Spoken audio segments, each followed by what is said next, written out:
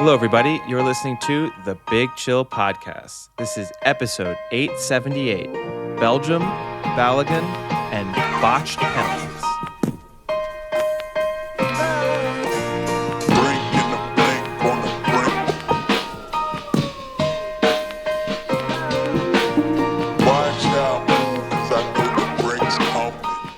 Hello, Big Chillians, and welcome back to the Big Chill Podcast. I'm Frank, joined as always with Eddie. Eddie, we're almost done with the first round of the knockout stage. How are you feeling so far? Overwhelmed, underwhelmed, annoyed at the times?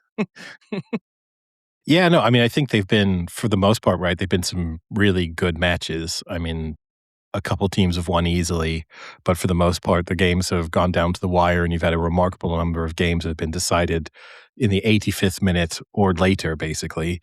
So in terms of the quality and the competitiveness of the games, it's been great. Kickoff times, again, I've said it on previous episodes, I don't expect everything to be European-centric. I understand. What I don't get, and I said it last episode, why can't it just be there's a game at 3, there's a game at 6, there's a game at 9? Like, why does it have to be, I know, and the response will be, well, they're changing time zones, but not so radically. We're dealing with, 4 time zones? 3. They could easily just have it be, so that I find it annoying that I'm having to figure out where, 4 days into the knockout stages, I'm still having to look up what time does this game kick off. Yesterday England played at 6 o'clock my time, but then today there wasn't a match until 9 o'clock my time. Why? I don't know. And then the second game is at 1 a.m. my time, whereas yesterday the third game was at 2 a.m. my time. And then Germany kicked off at 8:30 my time. It's just all over the place. 30 was so weird. The random 30 minutes was a weird one. That's what undid Germany. Yeah, probably. I don't know why they can't accommodate a little bit. And this isn't just saying like for Europeans, but for most of the rest of the world aren't in this, Eastern, Central, Pacific and Mountain West time zone. Why, instead of the first game kicking off at 3, why can't you just go like 1? Why can't it be 1-5-7 or 1-5-8? Just shift it a little bit. It doesn't have to be so dramatic. Like, what's the difference if you're on the East Coast watching a game at 3 p.m. versus 1 p.m.? It's still the middle of a workday. It doesn't make that much of a difference. Yeah. No, I don't you could get accommodate it. But again, a little bit. I'm not going to complain on that front because I'm sure there are people, I don't know how this pans out exactly. If you're in Japan, maybe this is way nicer. If you're in Australia, maybe it's way nicer. So yeah, this sucks if you're in Europe or Africa. There's no doubt. Let's not just make it European-centric. There's a ton of African teams in the knockout stages. It's exactly the same for them. Pain in their ass, too. Yeah. So, yeah. I'll say this. I don't understand why in the States you have a game kick off at 11 p.m. in one of your time zones, which will happen today. There's an 11 p.m. match. That's dumb. Like, there's no point that you need to have a match that late. I understand it's played on the Pacific, so it's not 11 there. But there is somewhere in the country that is hosting this tournament that has to watch the game at 11 p.m. That's fucking dumb. And not on a weekend. Yeah. Because maybe you can say, if it's a Friday night, holiday, Saturday. Whatever. Yeah. But they don't have that much foresight because they had the same thing yesterday. But if it had been maybe, it's a Friday, Saturday, we'll do it because people will go to a bar. It's good for people going out and stuff, but it's not that. That's my only complaint in terms of, I've got lots of other complaints about the World Cup, but in terms of timing, that's the big one. That's the only time-related complaint. That's the only time-related one. We can get on to the rest of them. Okay, how do we want to tackle this? Because as of now, we are about 3/4 of the way through the first knockout round. I think we have to go chronological. Okay, I think that's chronological it is. Yeah, only way that makes sense. So we can kick things off with with Canada making it through to the second round for the first time in their. It's tough with this. Like, first time reaching this stage because it's an expanded tournament. So Well, they've you never sort of even made the no, I knockout know, stage but it's before. just as we get through to other teams, Yes, I it's this know. kind of weird thing where you're like, oh, they've never made it to this stage before. It's like, well, actually, they have. It's just they've never won a knockout game before. Yes. So Yeah, this is yeah. what sort of changes. But yeah, Canada beating South Africa 1-0. Deserved win, even though Yeah. they only scored in injury time in the end, a nice goal to win the match. And became the first team from CONCACAF to win a knockout match since 2014. Wow. Well, and then started a trend that's been kicking off this whole round then. Yeah, and then two other teams quickly Yeah. followed suit, but they got in there first. Nice. Yeah, a good match, a great I think it's a great win for Canada, and, the country seemed super excited about it. I mean, I saw a ton of posts, from fellow Canadians that I know that were very excited, and, I think on the whole, it's really neat to be a host nation and be able to move on. I think it is unfair, like we talked about last podcast, that couldn't have happened in Canada. That would have been nice if it were in Toronto or Vancouver, but still, I think it's a worthy advance, and now have a tough round of 16 match. Yeah. No, I mean, I think they should be pleased. I think if you realistically set Canada's expectations for this tournament, they've overachieved now. I think you might have said, oh, we can get through to the knockout stages, but that will probably be the end of the run. And okay, when they lined up against South Africa, they would have felt pretty confident that that was a nice opponent for them to face in the knockout stages. But even so, I think the tournament itself has to be a success. For Jesse Marsh, that's obviously a big success for him. He's a weirdo. That shouldn't take any of the shine off of Canada's success, but he's an oddball. But other than that, yeah, really, really nice. And they seemed, the story of the player who scored the winning goal and, his sort of how he's made it through the professional ranks to represent Canada and become Canada's captain, is a really nice story as well. So a shame for South Africa, but Canada deserved to win. And this is probably the only match of the knockout stages. Well, one of only 3 matches of the knockout stages so far that has absolutely zero controversy. Yeah, it's true. Relatively a quiet match in terms of controversy. So then let's, I guess, fast forward into Monday, and this was the tale of potentially two of the worst penalty shootouts I've ever seen in matches back to back for Well, sure. you're skipping ahead. You're skipping Brazil, Who'd I miss? Japan. Oh, that's right. That's right. I forgot about the Brazil Yeah. Japan first. Yeah. Yes. Yeah, I mean, we talked about Japan's lethal efficiency, and for a second, it looked like that was gonna be enough. Yep. Brazil really weren't at the races in that first half. Japan sort of pounced on them, got the goal, and then One Brazil were shot, just one sort of goal. huffing and yeah, Brazil were huffing and puffing for a long time. Unfortunately for Japan, once Brazil got the equalizer, there was a certain sense of inevitability about what the outcome was gonna be.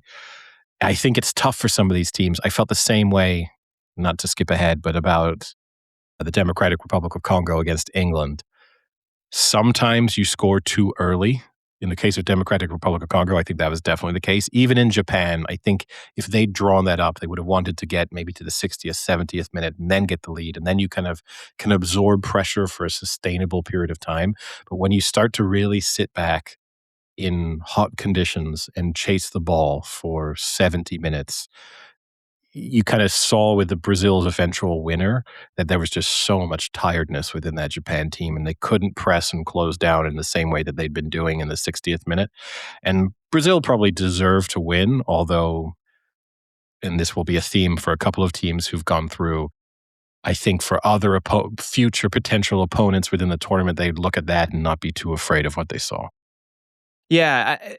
Brazil is one of these teams for me that's been very difficult. I guess is maybe, but I don't know a better word, but just intriguing in what they really are. Like at times they do look great. There were times in that match where they moved the ball really well. They set up good opportunities, nice crosses, good shots. And then there were times where you're watching them and it's like, is this the same Brazil team that people thought could win it all? Like this is looks I bad. don't know how many And people. I don't know how many people were picking Brazil to win the tournament, but Yeah, they don't look amazing, but I'll say the same when we get on to England and to a certain degree, even Belgium. The only thing that matters is that you make it through to the next round. It doesn't there's no it's not gymnastics. There's no score that's assigned to your victories, and it matters. It's just a case of make it through to the next round, stay in a tournament, and there are gonna be I mean, look at the case of the 2 teams that look the very best so far in France and Spain in terms of this round. One of them is certainly not making the final because it's impossible. So, there's the kind of points for style are not really the thing you care about. And Brazil, Japan are never an easy opponent. And the fact that they were able to get that early lead, they were going to be tough to break down twice. And Brazil managed to do it and could have scored. They nearly scored as soon as Casemiro got that equalizer. Vinicius Jr. went so close to scoring one of the goals of the tournament. Great save from the Japanese goalkeeper to sort of tip that onto the post. It could have been more flattering for Brazil under slightly different circumstances, and they probably by the end of the 90 minutes they were the deserved winners. Now you can take us on to the penalty shootouts. Now, yes, to two back-to-back quite atrocious penalty shootouts. The first match was the Germany-Paraguay match, right? Yeah. I'm trying to think where I watched them. Yeah, and I mean, Germany were bad. I'm Yeah. super surprised. I would have picked them as almost the team I was most confident, given the matchups, was going to find themselves in the next round. And they just, again, on the balance of play over 90 minutes, should they have won even within the 90 minutes? Yes. Can they feel incredibly aggrieved by the disallowed goal in extra time? 100%. I think there have been 2 goals disallowed now for sort of mystery fouls on goalkeepers, and the way those goalkeepers are being protected, I don't like at all. You're basically just saying to a keeper, I mean, honestly, if I were going Protected up both against, ways. You can't yes, touch them, and then they can maul you if they want. but I mean, if I would honestly be telling my goalkeepers in this tournament, with the way that things are being officiated from corners, just bump into an opposition player and fall over at a corner. I mean, we'll probably get the free kick. Like there's, and the way VAR is intervening means that you'll be okay, because for the most part, VAR is kind of trying to stay out of the way and respect the decision that's been made on the pitch. Obviously, we'll probably get onto that a little bit later. But it means that, yeah, if you just sort of feel a bit surrounded by a couple of opposition players plus some of your players and you just jump up, fall over, the whistle's probably going to go. So I think, and it's heartbreaking for Germany that I feel really sorry for Tal, that he was the player who basically should have scored the goal that sent them through and then ends up being the player who misses the penalty that sends them out. Tough. Yeah, super tough. And a bad look. I know I don't know if you've seen the new, there were videos that have emerged and also confirmation from the German camp that some pretty high profile players turned down the responsibility of taking that 6th penalty when it came around. And Tal was the only one who said he would take it. He's never taken a penalty in professional football before. Even with that being the case, it was a bad penalty. First time Germany have ever lost a penalty shootout at a World Cup. They've been sort of talking about Japanese lethal efficiency. Germany from the penalty spot usually don't miss, and so for them to miss as many as they did. And I also felt sorry for Manuel Neuer because he dragged them back in. Oh my God. To that penalty. I mean, yes, there was a miss in there, but the save to kind of be facing on the brink of elimination and to kind of produce the save to give them another chance, only for a German player then to immediately miss again. It's tough. Yeah. Yeah, and I mean, kind of getting on to that, not taking the responsibility. There's also a lot of talk in the next match about Van Dijk not stepping up for that penalty kick in the 6-1 in particular, not wanting to take it. And a lot of criticism that if you're the leader of the team, that, you have to step up and at least be the leader. And, by all accounts, he did not I mean, he clearly didn't, but by all accounts, he kind of did the Homer Simpson into the bushes kind of move. Yeah, they've come um, out and confirmed that he turned down he yeah, said he didn't feel confident and didn't wanna take it. he said. Well, apparently, he said he got a knock and he felt injured and wasn't able to take it. I think that's I think what that's his the camp has said. That's yes, what his camp has that's said. after the Dutch like, the coaches have come out and said he didn't feel confident and didn't wanna Yes. take it. I kind of agree with the sentiment that if you are captain, you need to be taking one of the first 6 penalties. I can maybe understand, maybe, that you say, I'm a central defender, I'm not gonna be in the first 5 because we've got a couple of midfielders or a couple forwards who are really good at taking penalties, and maybe we can have 5 players who take penalties on a consistent plays basis for their club. That's pretty rare. That wasn't the case with the Dutch team either. So maybe, but once the 6th one rolls around and you kind of start off the full sudden death side of things, you need to be stepping forward and taking that responsibility. Otherwise, I don't know why you're the captain. Like, that shows that you don't have it in you to bear a sizable part of the responsibility of the success of the team, and that's one of the things I would expect out of a captain.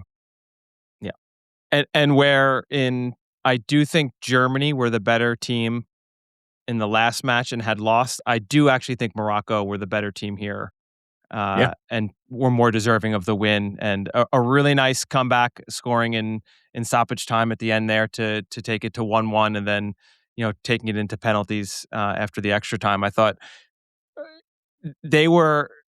I did not think they were going to get that goal. They kept knocking and pushing and pushing, and I just thought it was gonna be, we can talk kind of about the England. I thought it was gonna be one of those days where things just don't happen, they don't fall your way, and you have a lot of good opportunities, but you just, luck isn't there and you don't cash in. But they kept pushing and finally got it. Nice goal and leveled it. And then yeah, I think they were definitely more deserving to win that at the end. Yeah, but I mean, even there, I mean, yes, it's a nice goal. It's a good ball into the box and the player, it's a good header. I think you'd point a lot of fingers, and especially at a player like Virgil van Dijk, of how are you having someone just unmarked, center of the goal, 91st minute. You know they're just going to be bombarding. You should have everyone back. There shouldn't be someone not being picked up. It's not like he's had to make some amazing run to kind of free himself. And look, I think there's been a lot of criticism of Van Dijk over the course of the season with Liverpool, and a lot of people who feel he's now firmly past his best. I think this World Cup has probably cemented that fact.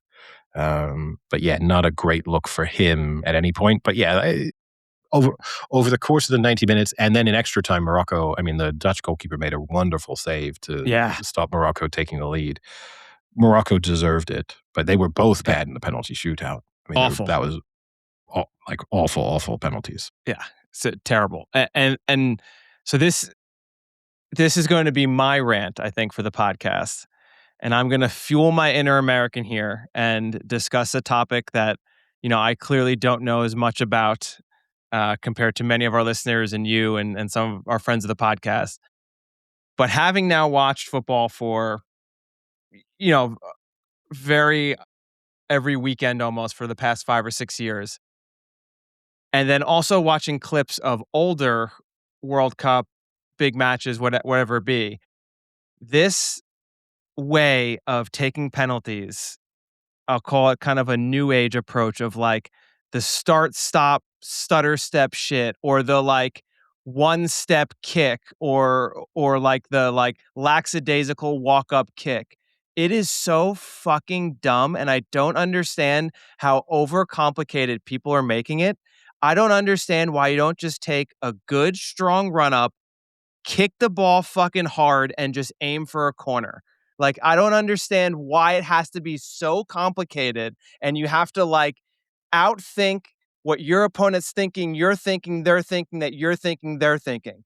Just get a good fucking foot on it and kick it hard into a corner. 9 times out of 10, All the right, all goalie right, all right. is not All right, all possible right. to get it. Okay, all right. Well, hold on. All right, Mr. America. We'll just more. I'll tell you this. I do agree with you to a large part. I mean, we've spoken about it. I think a lot of players are overcomplicating their penalty routines. If you are someone who is very good at it, then go for it. If you're Bruno Fernandes, Jorginho, Tony. Those are players who have that approach. Neymar, Harry Kane, when he does his stutter step now.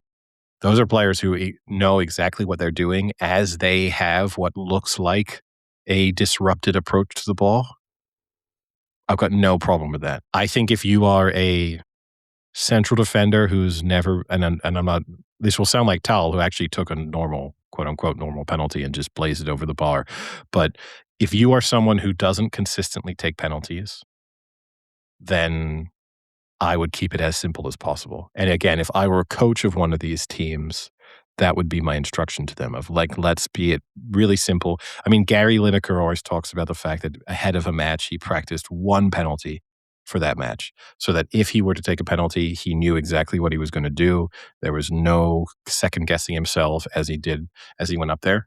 All that being said, I can't imagine how stressful it is to do that walk, to place the ball, to stand there for a second. The number of thoughts going through your mind, it's not easy. And you can watch, I've actually, for whatever reason, my YouTube algorithm this week has thrown up so many penalty shootouts from the 90s and early 2000s. I've watched England against Portugal. I've watched the England-Colombia penalty shootout again. I watched France against Italy in 1998. There's some bad penalties and some bad penalty shootouts there, and they're taking it as simply as possible. I mean, it now looks, you watch like France-Italy from 1998, that looks like 12-year-old children nowadays taking penalties. It looks so amateurish, both in their approach and their kind of reaction to the penalties. But yeah, I think simple is better if you're not used to it. I kind of agree with you, but then I just think must be so stressful. The thoughts that run through your mind, it must be so tough. That's also why I think then kind of what you're talking about. I think you have to just have a simple approach of a like, this is what I've planned to do. This is what I practice. This is what I'm going to do. Because I think that clearly simplifies But it a but little bit. but what we don't know, right? Because this is always the thing. It's like when Harry Maguire took a penalty for England in the final of the Euros, and you're kind of surprised. Harry Maguire's in the first 5 penalty takers. And then afterwards, everyone goes, Harry Maguire never misses a penalty in practice. He might be England's best penalty taker. And you don't know with some of these players, they might, when there's no pressure on them after practice, after training, and they're doing their thing, and they're doing their little stutter step and the goalkeeper moves. And so then are you going to get to the big moment and then change? Probably not. And then at the same time, you're probably thinking to yourself, like, oh God, it's so much pressure, so much pressure. If I just do the stutter step, the goalkeeper's going to move, and then I can just roll it to the other side. Like it's the easiest way for me to take a penalty. Whereas if I do just hit this hard in one direction and he guesses the right way, then maybe he has a 20-30% chance of saving it. So this is the tough thing is we just don't know what their technique with these players who don't take them consistently. We don't know what their actual technique looks like. And so you kind of try and grade them now because they miss. And this is the problem is too, the penalty is such a outcome based analysis because if you're a defender and you step up and you do the stutter step and roll into the corner, everyone goes like, oh, the ball's on that guy. He's great. But then if you drag it wide, it's like, oh, you idiot. Why do you make it so complicated? I'll also say, I think my dad commented a few nights ago in why don't they all just go to the top corner? You know, like you can't stop the top corner. And I texted him, I think after the Morocco match where I think in the Germany match someone sailed it high, and then the Morocco match someone also sailed it high. And I said, that's why you can't always aim top corner because you get a little too excited. You know, the nerves get to you a little too much. And instead of going top corner, you go 13 rows up into the fucking stands. Yeah, I mean, Like look, that's it's the not that risk. easy. Like, right? Like, I mean, I would be fearly. I say this: I'd have total confidence in myself to take a penalty in a penalty shootout, but it Of should be course you easy. would. No, but I mean, it should be easy, right? And I do think, to a certain extent, we frame this as if it's some kind of even contest between the taker and the goalkeeper, and that's actually been a little bit more of a modern thought process because it used to just be the idea of like, well, you shouldn't miss. It's not that easy to just put the ball in the top corner, and as you aim high, the risk that comes with it increases. And you also sometimes higher is easier for a goalkeeper to save rather than getting low. So it's also not necessarily the best place to go. I think statistically speaking, the bottom corner is the most successful penalty that you can take. But yeah, I never want to be too critical of someone who steps up to take a penalty in a World Cup and misses it. I think just not your day is probably the real way to think about it most of the time. Then if we move on to Tuesday, we had 3 more matches on Tuesday. The first one was the Norway Ivory Coast match. Yeah, pretty good game.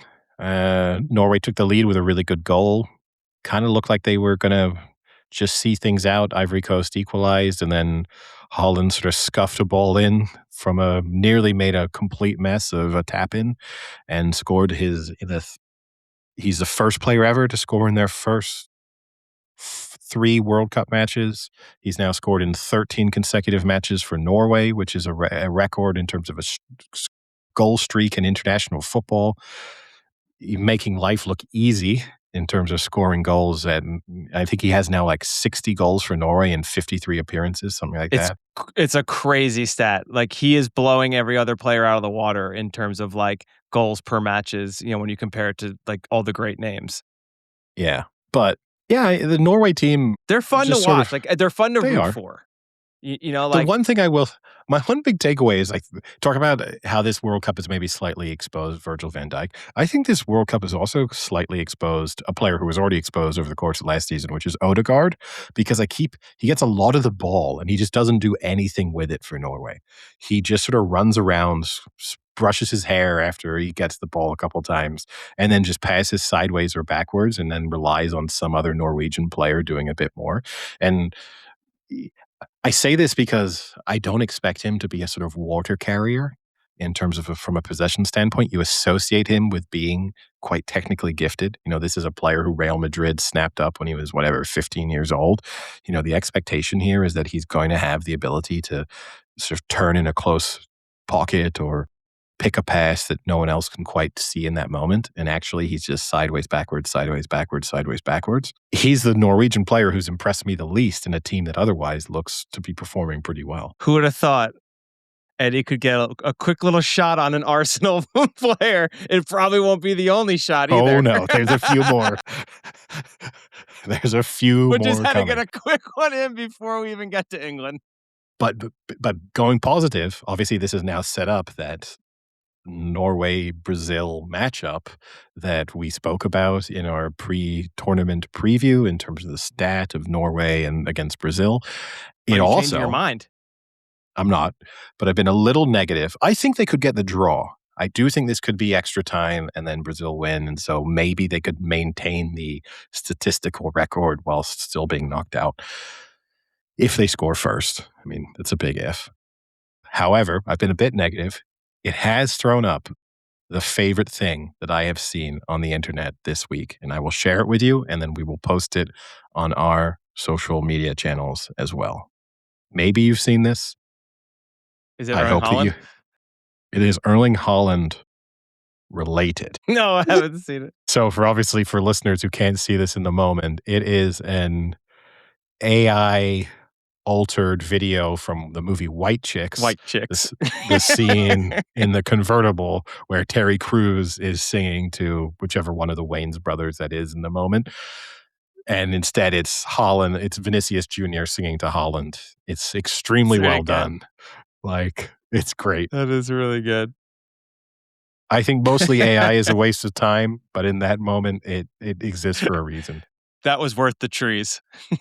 Yeah, that's worth destroying humanity just so that we can get a chuckle out of a video every once in a while. The middle match in that day was then France for Sweden. This went, I think, pretty much how we all thought it would go. France had like a 3.24 XG that game, which I think is the most so far in the group stage, and put in 3 goals, so pretty close to their XG.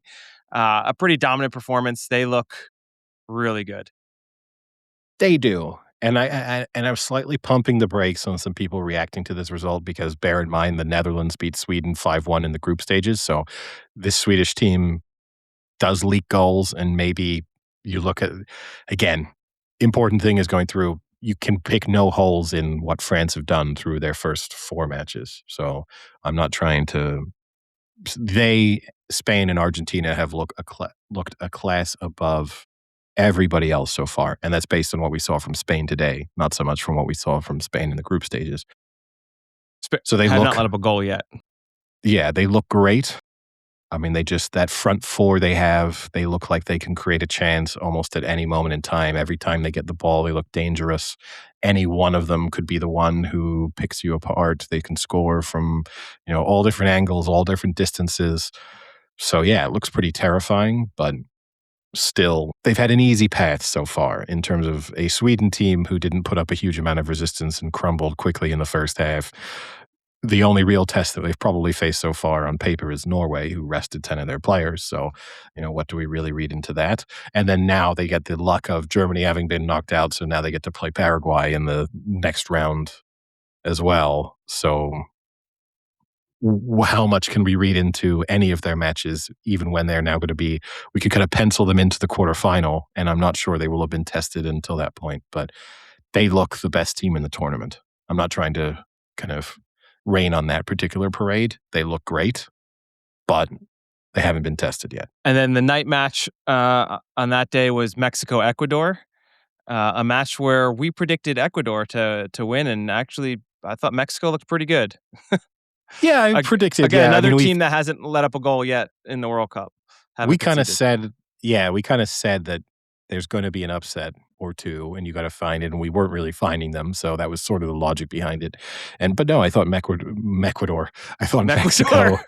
I thought Mexico handled Ecuador. Ecuador, I think, one of the bigger disappointments of this World Cup with the attacking talent that they have on show. They didn't really do much in the group stages, and even against Mexico, tough place to play. We'll discuss that as we move on to England. At the same time, I think some of that toughness is a little overstated, but they played right into Mexico's hands in terms of the one thing you don't want to be doing is conceding a couple of goals in the first half and then allowing Mexico to just control the game in the second half. But yeah, it's disappointing for Ecuador. Mexico, again, haven't conceded a goal, won every match. So sort of similar to France, you can't be too critical of them. But at the same time, I don't think they've radically changed what my expectations are of them. I think they're an okay team, and they've just played quite well so far. And maybe not so much a controversy, but one of the first, I think, calls that had people tweeting, Xing a little bit, whatever you want to say, was the red card delivered towards the end of that match to the Ecuador player for covering his mouth while talking to an opponent. Mm-hmm. How do we feel about that? Yeah, look, I'm totally okay with it as a rule. I don't understand why you need to cover your mouth. Everyone does it. Now, my question is, it's only when you're talking to an opponent, right? Because I've seen players a bunch of times when they're talking to their teammates cover their mouth. That's fine. And it's only when it's in a confrontational manner. So, like, you can cover your mouth. But here's the problem is, because we don't really know what he said, but the Mexican player realized he'd covered his mouth, then reacted and did the pointing, he covered his mouth. You're opening yourself up. You could cover your mouth and go, Frank, you've been the best player on this pitch so far. And then all you have to do is turn around and go, he said something mean. Called me short. And the benefit of the doubt is with you. You know what I mean? You are innocent. You are immediately guilty because you've covered your mouth. So I don't understand why players are still doing it regardless of what they're saying, because all it takes is for someone just to react to the fact that you've covered your mouth. And we've seen a couple players, like Bellingham keeps doing it, but then, Bellingham's trying to be Mr. Good Guy, so he's always complimenting the opponents, and, a goalkeeper makes the save, he hugs him while he's on the ground, he does all that stuff, but he's going to get himself steward of the game. But I'm going to tell you now, I'm going to be really annoyed if Bellingham is dumb enough to cover it against Mexico, who 100%, it's in their DNA in terms of the gamesmanship that they're willing to engage in. He could be saying the nicest thing in the world, and you're going to get a Mexican player screaming at the referee and saying he covered his mouth. I hope he's smart enough to leave that at home when they go to Mexico City. So we move on. But I like it as a rule. Okay. Just to be clear, I like it. I don't know why. I don't know. The only time I can understand players doing I'll cover my mouth while I speak to you is maybe at the end of a game when the I'm camera's speaking to an on, opponent, and then I'm saying to you, like, I've always thought you were an amazing player, and I hope I get the chance to play with you sometime. And you just don't want to piss off your fans who then go like, why is he saying something nice when we lost? No, that's fine. If you just want to cover because you don't want the camera to see you just talking about to a player about something, that's fine. Like yesterday, even I commented on it watching the England match. There was a moment, I think Madueke and maybe it was Rashford were walking out of kind of the tunnel after halftime, and they were covering their mouths speaking to each other. Now, I presume at that moment in time, they're talking a bit about, "This is what we're gonna do." But what's your concern? Do you think, like, the DRC have lip readers placed Yes. around who are trying to and then what critical tactical information are you imparting in that moment? Is it, "Hey, try and beat your man," or, "Oh, I'm gonna go to the back post. If I'm open, try and put the cross in." Oh my god, they're gonna try and cross the ball into the box. They're gonna try and get past us. They're gonna try and shoot more. Like, how worried are you? And it also makes me laugh then with some of these teams is like, it will be Portugal against the Democratic Republic of Congo or Portugal against Uzbekistan, and the Portuguese players are covering their mouths. What are the odds you think one of these Uzbekis speaks Portuguese? Like what like what, or vice versa. Like is one of these Uzbekistan players being like, I don't know, Ronaldo's got a lot. He's been in the game for a long time. Maybe he's picked up some Russian. Like I think you're going to be okay. Just say it. If you're an England player, it's a little bit trickier because most of these players are going to at least have a basic level of English. But that bit also annoys me. So let's move on to the next day. First match obviously was England, DR Congo. Yeah. Where would Yeah, you I mean, like to start? You were a lot uh, more positive in the group chat than I was. yeah, look, You surprisingly you had the confidence. I was starting to waver. I didn't panic in the first half, but I was starting to panic a little. first 20, 25 minutes, England were really bad. And obviously, you fall behind to I don't mean this, but like the lesser team. You put yourself in a hole because you just know they can sit back and defend even more conservatively than they were. I think I got to praise the Democratic Republic of Congo because I think England they played a different formation to what they played in their opening three matches. So they radically changed their system. And I think it took England a while to figure out, oh, everything we've prepared for is not working because they're playing with a flat, we prepared for them to have a back five. They're playing with a back four. And so the kind of system that we're trying to use isn't working right now. Now, In the final 20 minutes or so of the first half, again, talking about the inevitability I felt a bit with Brazil once they scored, I had no doubt in my mind that over the remaining 60 minutes, England were going to equalize. I didn't have complete confidence that they were going to equalize and win it in regular time. But then if you told me it had finished 1-1, I would have been supremely confident that England would have won it in extra time and that we were not going to end up at penalties.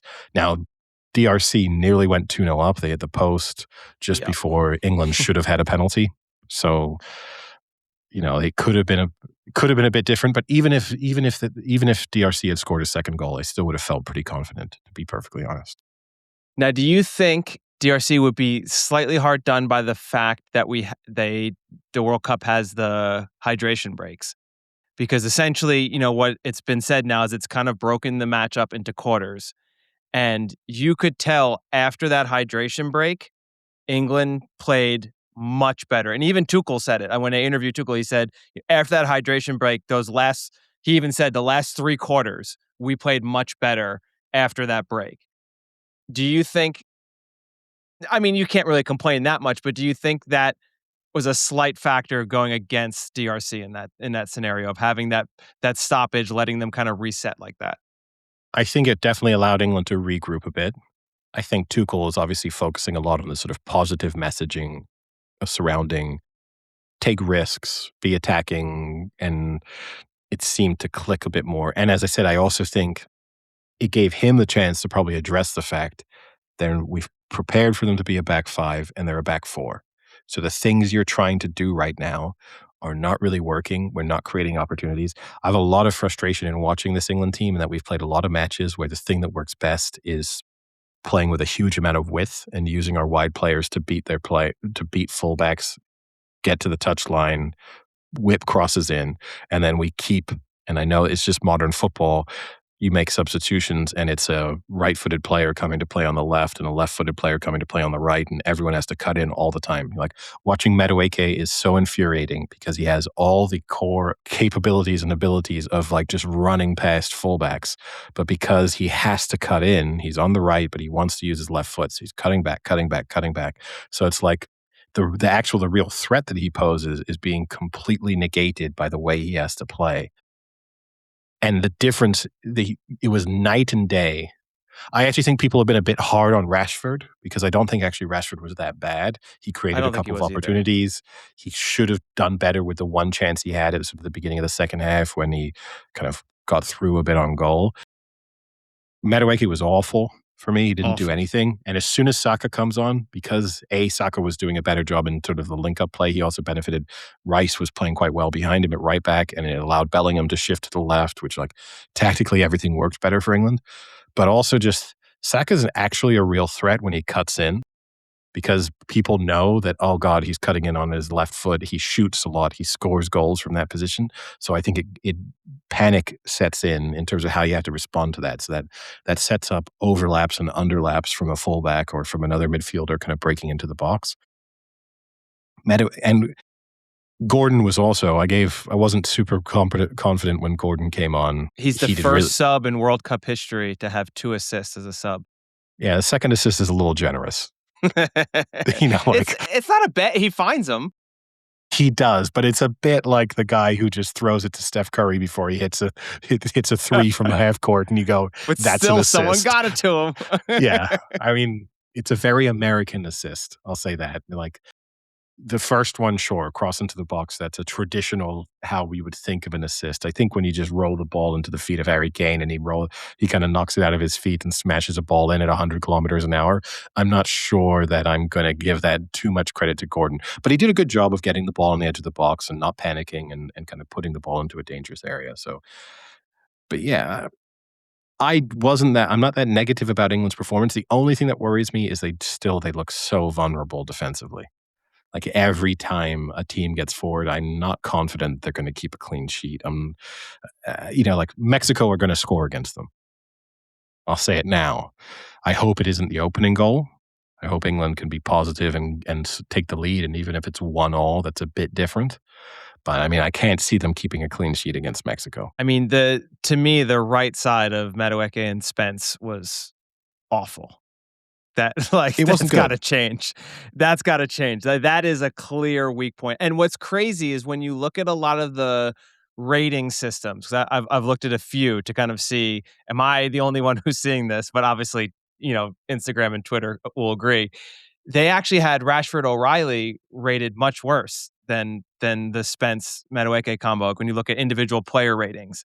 And I didn't feel that way. Like again, Rashford didn't do great, but I think he's getting knocked a little bit when you look at He did had a more than few play. Madueke. He did more. He like quote unquote messed up. Like he had an opportunity and didn't capitalize, but that's better than not even making the opportunity. Like you can't rate someone having a better match when they don't fucking create anything versus the guy who at least tries to create but then messes it up. I'd rather that than someone just doing nothing the whole fucking match. I wouldn't say they did nothing, but yeah, not great. And Jed Spence, I think, he is being thrown under the bus a bit for the goal that England conceded. That's not his fault. He's having to come over because there's obviously some miscommunication in the central defenders that they haven't picked up someone. So Jed Spence is caught between a rock and a hard space there of like, I either stick on my man, who's the eventual goal scorer, and possibly just let someone in the have one-on-one with Pickford, or I try and cover, and then if I don't win this challenge, then I'm going to look bad. And really the blame there lies with Madueke, who just didn't track back at all, and the central defenders. But I'll give the central defenders a little bit of a pass in that the ball is on the right-hand side of the pitch from the attacking perspective at that moment in time, and so you're being dragged a bit over. It is Madueke's responsibility to come back and help and cover with the way you see England play, and he's just nowhere to be seen at that moment in time. So, And yeah, and let me put my American hat on a little bit here. again, with the being a little naive. Is there any blame to put on Pickford for letting a goal up short side? Like, because like All right, well, again, so I think near of post, near post. Let's not do. We don't. It's not I hockey. said I put on my American hat. Let Yeah, me I know, fucking but wear it. near Let near me put near where they post. wear it. Well, Because yeah. because I relate it back into hockey where if you're the goalie in hockey, that's the spot you should not be letting up a goal. If someone goes far side and puts a nice shot on, that's a nice shot. But like you should be hugging the post and making sure that that's not getting by you. Yeah, I think you get beaten at the near post, you're always going to be a bit disappointed, and he'll be especially disappointed because he gets a pretty solid hand to it. He's just not in a position to actually save it in that moment in time. And realistically, again, why I'm not as negative, England could have easily scored 5 or 6 goals in that match without much changing. And Pickford, I think most of the time would say he makes that save. And, so that's why I'm not too negative in the like, oh, France were playing such amazing free flowing football. Now, France missed a couple chances early on again. They hit the post a couple different ways and all stuff. And I'm not saying England were nowhere near as good as France. That's not my point. But sometimes it's a little bit like England could have cruised to a 4-0 victory in that match without too much, without the goalkeeper on one putting in a superhuman performance for the DRC and with Pickford kind of maintaining his normal standards. That's a very different looking scoreline.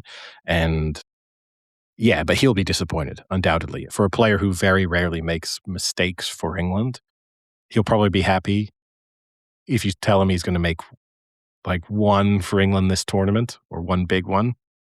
He'll probably be happy that happened early on against DRC and not against Mexico or Brazil or Argentina or France or Spain. So yeah, he'll not the best look for him. And then I guess quickly let's discuss the Harry Kane no call on the penalty. In the end, it didn't make a huge difference because England obviously still advanced, but Mhm. in the moment was a big, I think, missed call. I think that's a penalty. Yeah, I mean, I think it's a penalty all day long. I understand that Harry Kane kind of starts to trip himself up. He kicks the ground, and he starts to fall. But there's this weird analysis of this World Cup. I think the officiating's been inconsistent, and I think some of the officiating's been poor.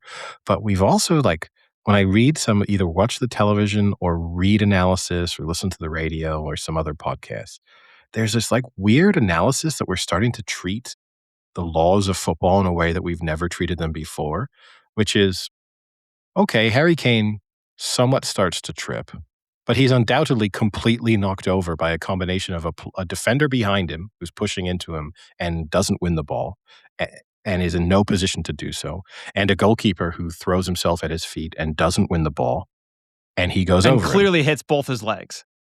Yeah, or certainly at least one of them kind of leading to it's to me, it's a penalty all day long.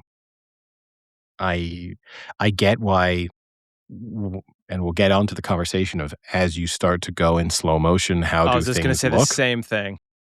I understand when you don't award it on the pitch, how it doesn't get overturned a little bit by VAR because they'll start to say, like, he starts to fall just before the contact. Again, I don't think they're out talking at all about the defender behind him sort of shoving an elbow into his back. This isn't a shoulder to shoulder contest. He's not level with Harry Kane. He's behind him. I get it, but I don't know how in real time you don't give a penalty there.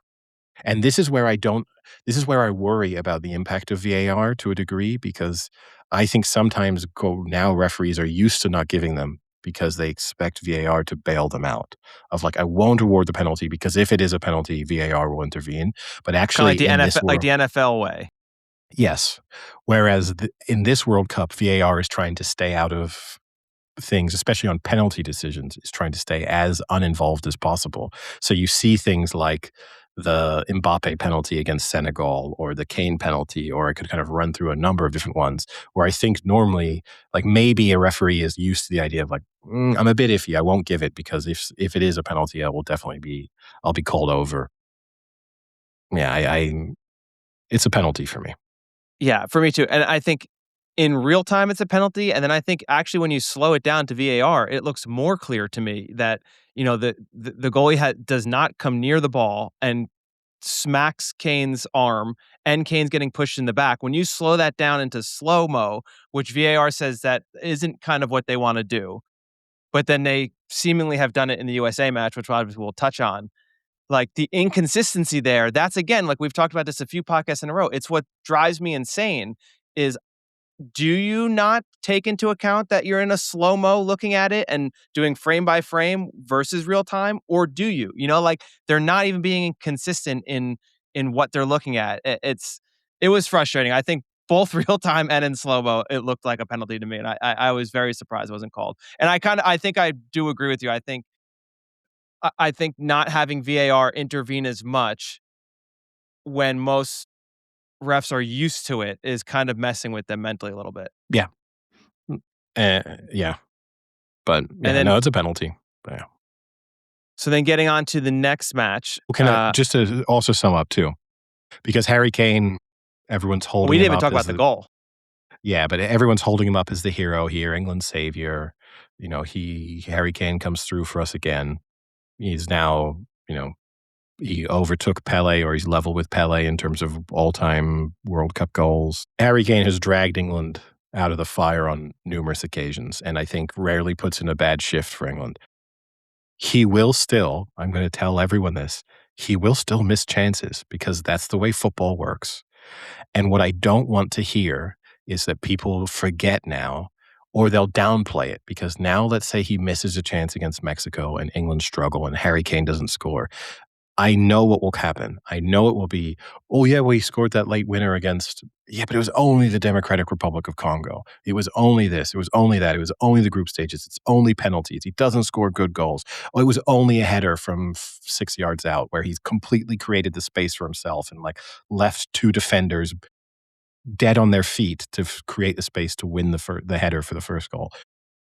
And there are listeners of this podcast who I know will do that when he fails in stop it. Just stop it and just appreciate that we have a world-class player playing for us who on a consistent basis delivers. Because similar to how I feel about the like Southgate era being over and we didn't appreciate it, the future of England's goal scoring options once Harry Kane does retire look pretty fucking bleak, and you're going to be begging for another Harry Kane disappointing. He only scored 2 goals, but he didn't do a lot else. Yeah. I completely agree with you. He literally put the team on his back in that match, and it doesn't matter who it was. I mean, you know, you advance, and that's the bottom line is you have to win to advance, and he's the reason they won to advance. Like that second goal was unreal.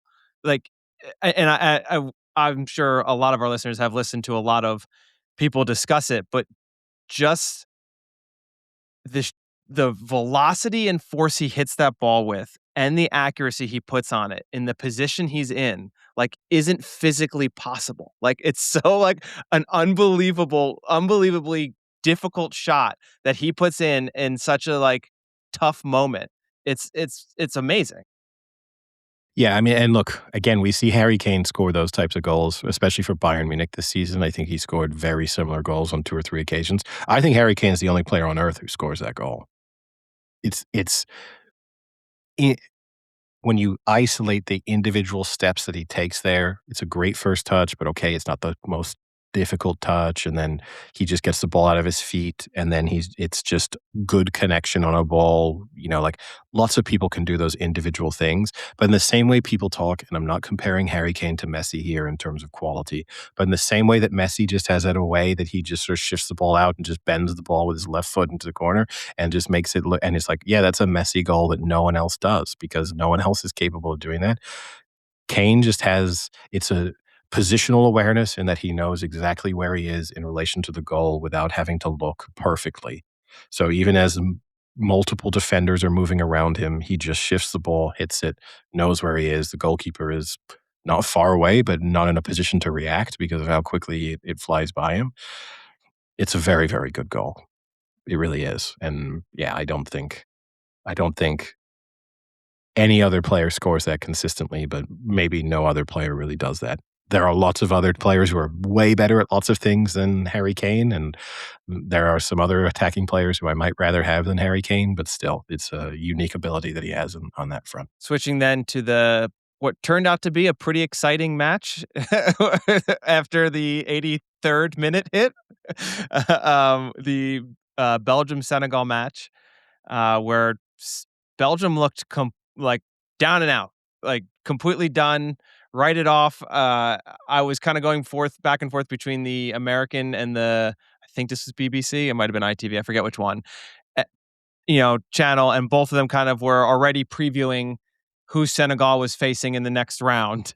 Late into that thing, and 86th minute, Lukaku scores. 3 minutes later, Tielemans scores, and it's all level. It was shocking, to be honest. I did not think that was going to happen. No, I mean, they looked out of it. They looked out of it almost the whole match. And you kind of had the subs who rolled the dice. They took off De Bruyne. They brought on Lukaku early on. He's barely played at all this season.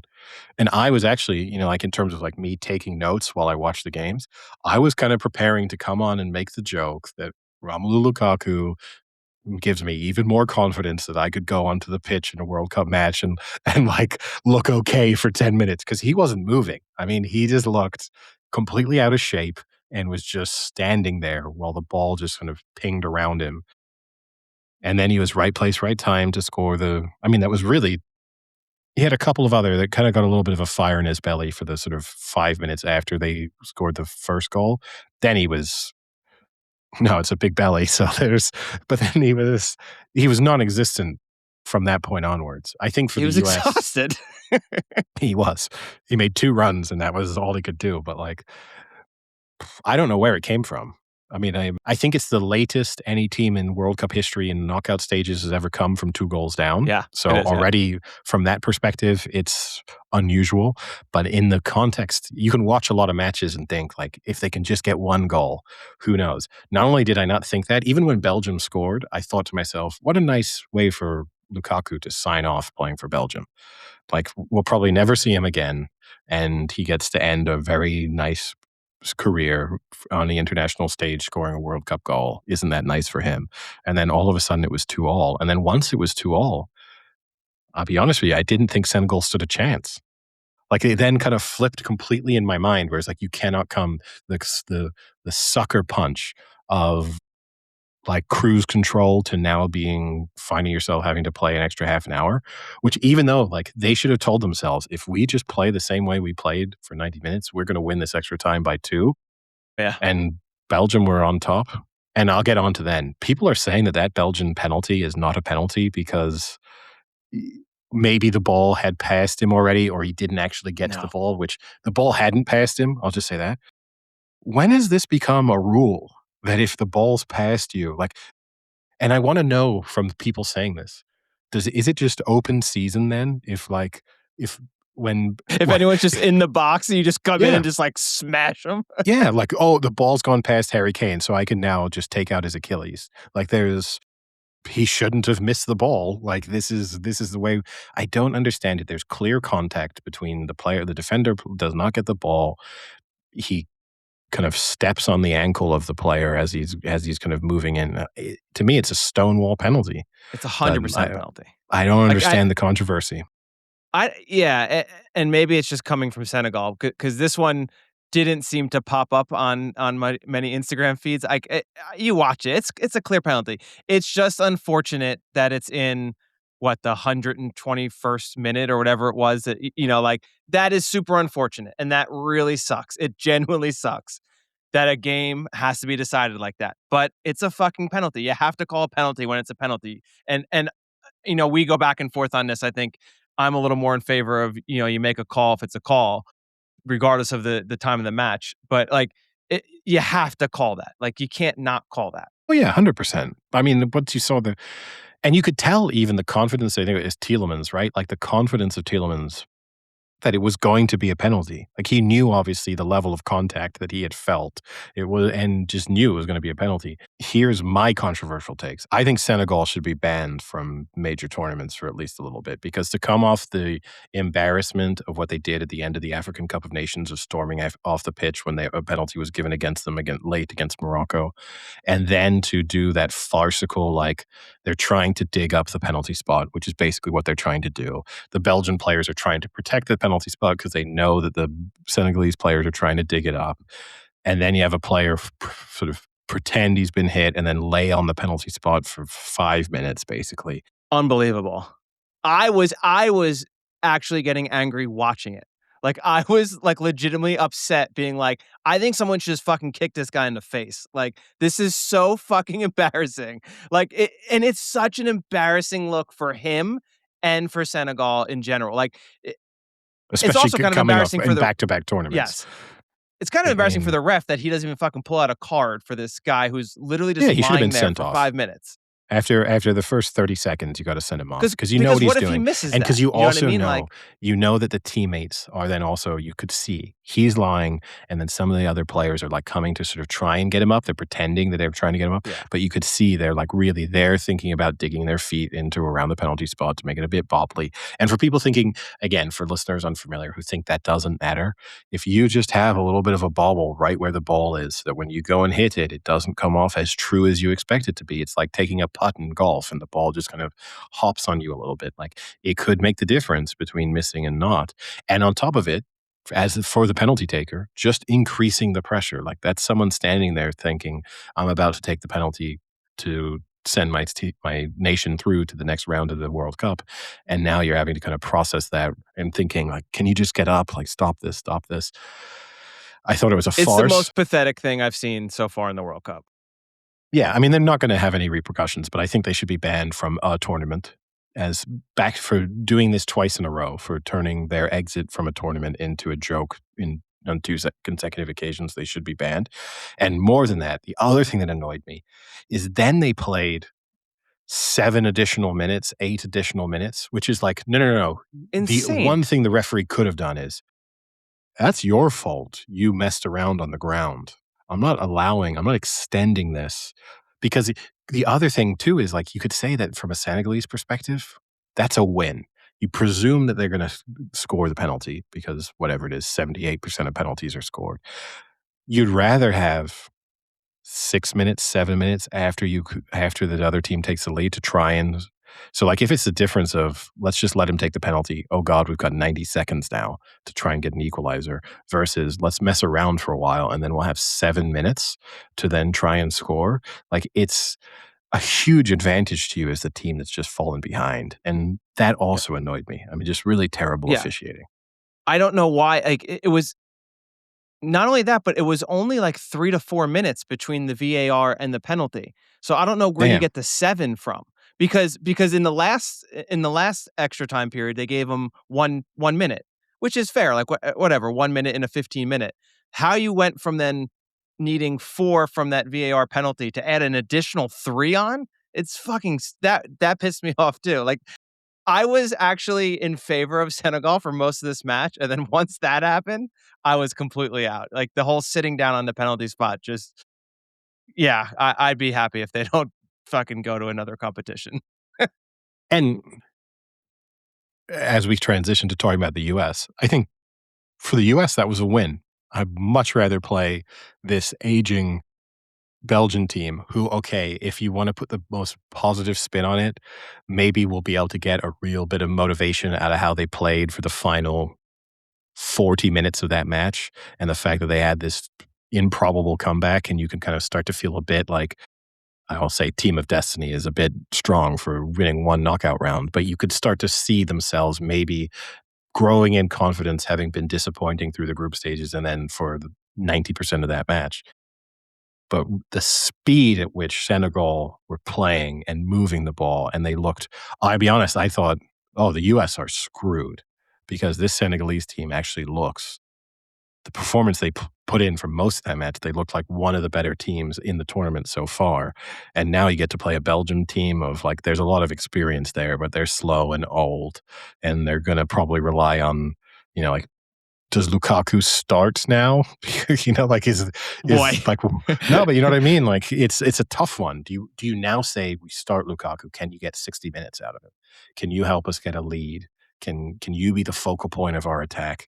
Because they were aimless up until the point that he came on. There was just nothing going on for them. Doku was quite good, and I think other than Doku, there was like nothing there for Belgium. Yeah, Daku's a problem. So let's get on then, I guess, to the last match of that day, and that was USA Bosnia. Where would you like to start with this? I mean, I think USA looked good. They were definitely Mhm. the better team. That was another game where it was only a matter of time until they actually scored. They had a few really good opportunities. I think they had one called for offside in the beginning with Balogun. Then they scored, 15, 20 minutes later. Definitely the better team. I think they played well. I am more impressed watching them in that match. I understand Bosnia isn't the powerhouse of Europe, but still, I thought they looked pretty good in both being able to score and push, but then just the pace. I think they're a pretty quick team. Like they like to just keep pushing the ball forward, and that could be trouble for some. Like for Belgium, that could be trouble. Like they like It to could play be. with pace and push forward a lot. And Belgium's old. But as is Bosnia, though. So, I mean, I'll say that I agree with you. I've been a bit hard. I've been a tough critic, let's say, of the U.S. team so far in this tournament, and they were impressive in that. They controlled that match.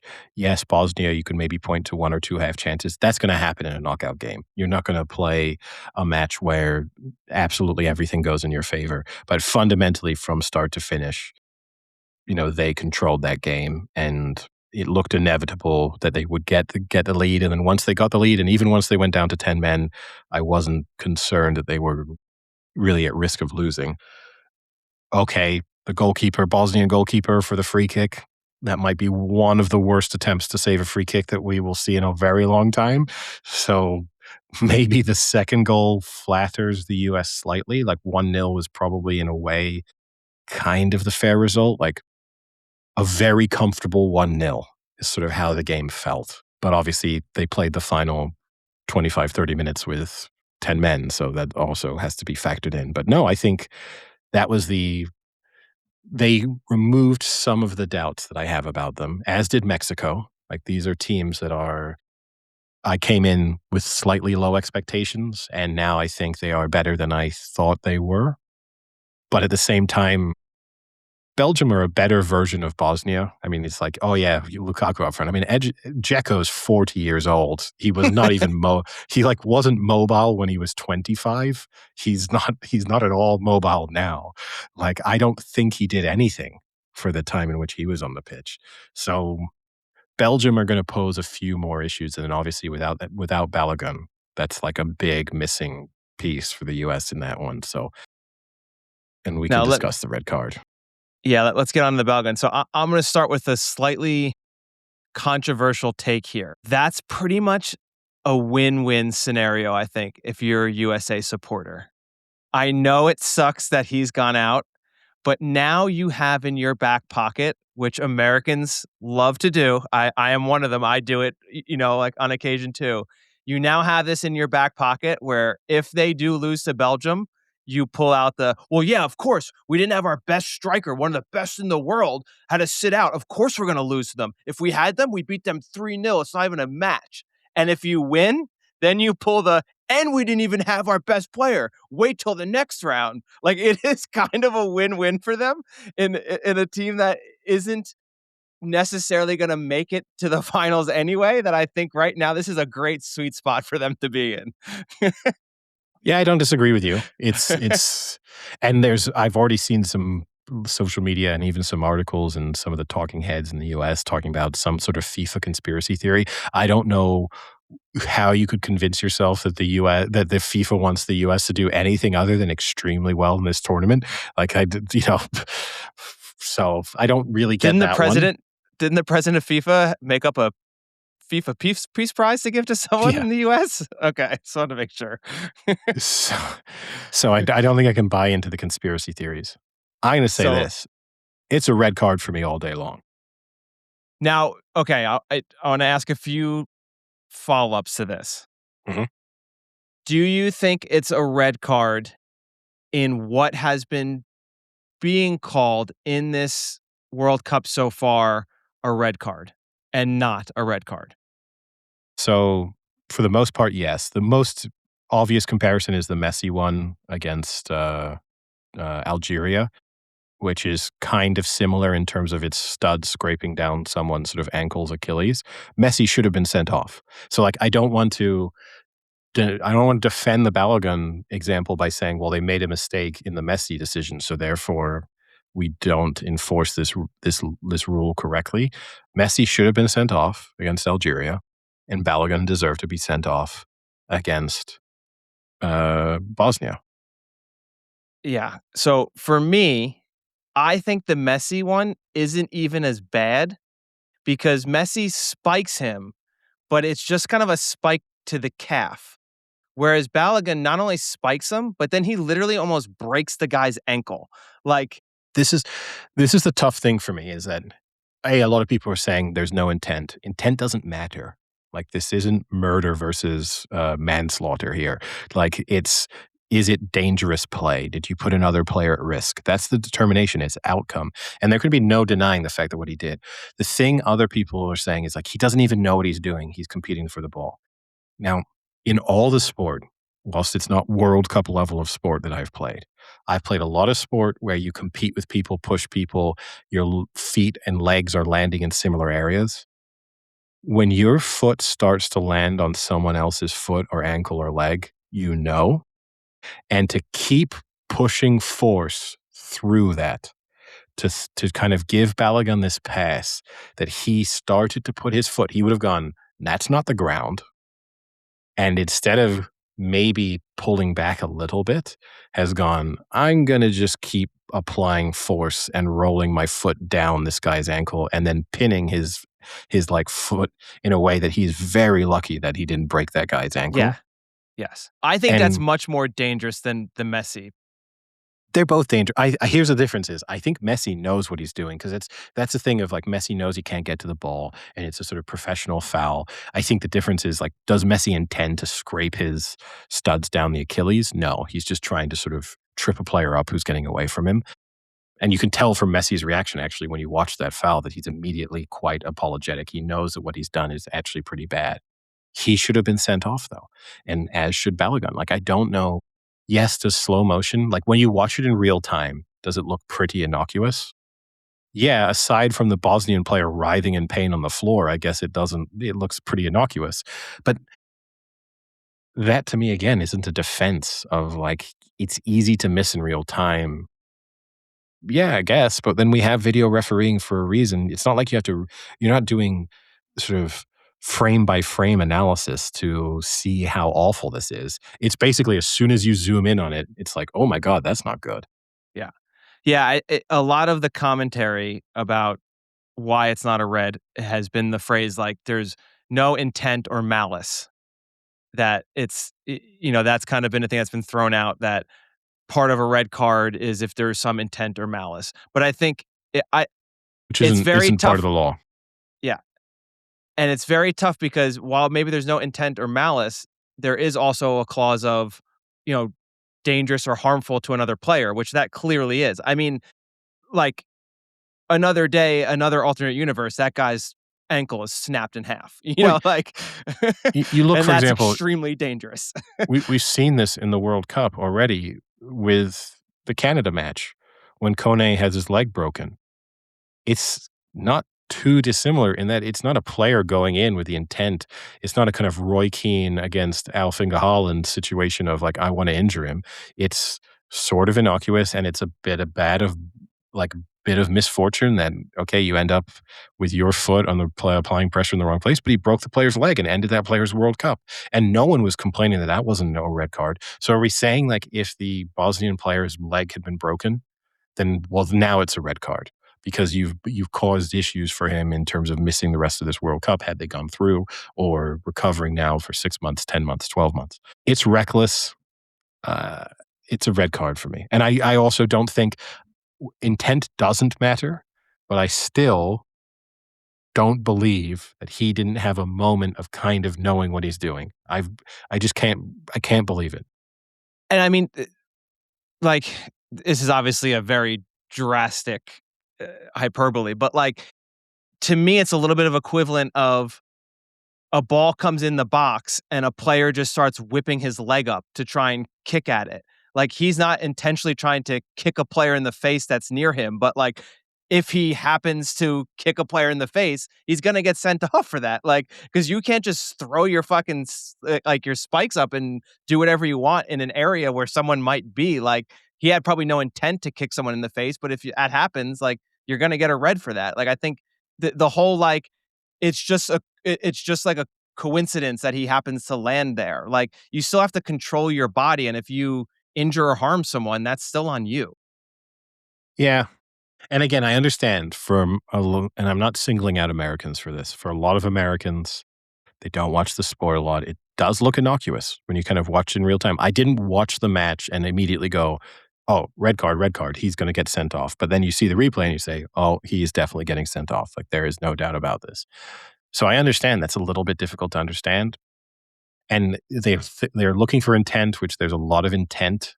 It's like you play basketball. There's a difference between a flagrant one and a flagrant two, and intent matters in terms of how severe the punishment is. It just doesn't exist in football. Like, it's not. It's about, do you endanger a player or not? And if you think about it, the NFL is pretty similar to that. If you have helmet to helmet contact, we see a lot of helmet to helmet contact over the course of an NFL season where you'd probably say to yourself, he doesn't mean to have helmet to helmet contact. It's fast moving bodies and he's trying to make a tackle and the other guy moves and they end up smacking heads together. That doesn't change the fact that it's now a penalty. Like, yeah, maybe it changes the fact, which is the thing we're going to see. Balogun is just going to get a 1-game suspension. If he had meant to do it, it's a 5-game suspension. Like That's where we see the difference. Like the like the Qatari one you player. mentioned. Yeah. Yeah, like that's the difference. But in terms of like what the punishment on the field is, the intent is irrelevant. Yeah. Yeah. And it is unfortunate because, like we said, they looked really good up to that point, and especially Balogun looked really good and a big threat up front. So that Can is we maybe unfortunate for them. retire But though the LeBron celebration? Like, well, you know what? it, I'll at least I kind of have to give him the credit. He did it the first time and it got called for he offside. doubled And then down. when he scored, he doubled Yeah, down. And part yeah. of me was like, all right, I respect that. Like, you're just going to keep going till it counts. But it's a pretty old celebration, and I'm not sure it's old enough to be bringing it back. It's not sort of nostalgic yet because I don't know when LeBron probably did that 10 years ago. But it got so overplayed as soon as he did it. Everyone was doing it for a while, and I don't know. I think we can leave that celebration out for another 20, 30 years, and someone can bring that back and at the 2050 World Cup or whenever that is, and that will be a bit better. Then I guess we can then just briefly touch on the match that just happened before we started recording, and that was Spain, Austria, and Spain put in a very convincing 3-0 win. Uh, yeah, I think we both expected them to cruise through that pretty comfortably, and again, haven't let up a goal all tournament so far. So They looked really good. We did I'll say this. They looked good enough that we decided to switch from France to Spain in terms of making the final, and watching that, I kind of regretted having made that switch. We had to based on what we'd seen from the group stages, but that was the version of Spain that we've seen over the last few years. And I mean, they're at 43 matches unbeaten in regular time. Like, it's to wrap your head around how impressive an achievement that is in the current era of football. Like, they looked. The only maybe slight negative is like Lamine Yamal still looked a little off the pace, and he looked like he was trying a bit too hard. Like, that was a player who really wants to feel. It worries me a bit when you see someone who feels like they want to be the star of the World Cup and he's really, really trying, and he's in an exceptionally talented team where the system is going to be the win for Spain with a lot of talent within it. And he was sort of really, he's the face of that team, and you can tell he feels a certain level of expectation there that this is supposed to be his big breakout tournament on the world stage of like announcing himself as the heir to the sort of Messi throne. And maybe just try a little bit less would be my, if he wants to come to me for advice, that might be what I would just say to him. so I guess anything else World Cup related? That was a pretty exhaustive recap so far. I mean, a really good set of games. Look, I know we don't get too political. You can stay out of this particular conversation. I did think that in Mark Wayne Mullins' comments about him celebrating Iran's elimination from the tournament and how the U.S. Homeland uh, Homeland Security Secretary, whatever his title is, Secretary of Homeland Security. When I go back to the America needs to appreciate what the tournament is supposed to represent, and it's supposed to be like the Olympics, an embodiment of the best version of society, in that we can have these moments where we all come together and are supposed to kind of forget about our differences and pretend that the world is this peaceful, wonderful place. And Iran can play the US and we can forget that they're currently being bombed by them. Like this is what the Olympics are supposed to be there for, and the World Cup's supposed to be there for, and it's supposed to be this sort of breath of fresh air that allows us to get through another couple shit years where people running countries keep making terrible decisions. Just have the common sense to just rise above it when you make the comment and say, Iran played really well, and it's sad for them to go home, and I'm really happy that the US are playing really well and still in the tournament. Like, just say something banal like that, and then it's not even newsworthy. But it's just so depressing. But it is what it is. And especially to make it even slightly, to have the backdrop of this whole America in uproar because Balogun is about to miss out on a match whilst birthright citizenship was being kind of debated. We already touched on that a few podcasts ago. I know we did, but we literally just had the Supreme Court rule on it. It's, and my only final point, to be a little political too, I think it's so telling that Donald Trump, who has praised the success of the tournament and how many people have shown up and kind of framing it all through that biggest World Cup ever, best World Cup ever, but seems to be pretty silent on the actual U.S. team's achievements. Like, there's not a lot of congratulations to Mauricio Pochettino and the team, and another great performance from Balogun. Like, that everything just has to be like, he can't take credit for it, therefore it's uninteresting to him. Anyway. We're not a political podcast, but it's just, again, one of those things where you just think he does call them before the matches, so he gives them the pregame speech. So. Do they pick up? Yeah, they do. Is it like that? Did you see the clip of him talking to AI Theodore Roosevelt? Do you think they just... That was so weird. That was weird for like who like anyone that would have been.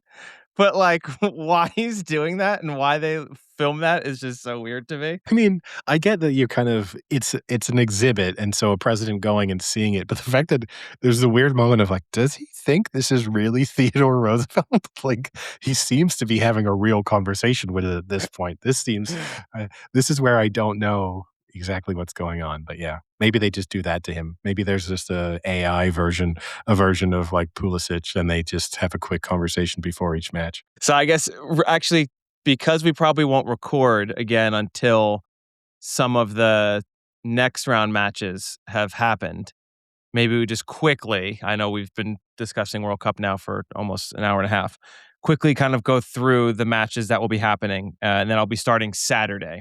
So kicking off on July 4th is Canada-Morocco. I think we are both in agreement that Morocco will win this. I think so. I think Canada have had a nice run, but they don't create that many chances. They're plucky. But Morocco are pluckier. Like, in many ways, I think Morocco are just a better version of Canada. And yeah, I think if you're Morocco, you're delighted that this is who you're playing in the... I think Morocco are a worse version of France. But yeah, no, I think Morocco should have too much. And then the second match that day is Paraguay and France. Yeah, I mean, I think that France will steamroll them. Yeah, I think so too. And then Sunday, I think two very good matchups Sunday. So Brazil-Norway is the early one. I do think Brazil are the better team here, and I think they'll probably win, but it is really fun to root for Norway. Like, it's hard to not want to root for them, and I think they are a really good underdog story here. And I think they're a little better than people give them credit for. And with Holland, you just never know. And I will say this is a really nice rematch of Gabriel and Holland, which we saw in Arsenal Man City. That was some great epic battles there. So that'll be fun to watch again now on an international stage. Yeah, it is. Yeah, I just think, Brazil. Yeah. If they play anything like they played for, say, the last half an hour against Japan, that's the concern, is like, which version of Brazil are we seeing? First half Japan, second half Japan? Because if they play like they played in the first half against Japan, they could find themselves 2 goals down against Norway, and then it's going to be really, really tough.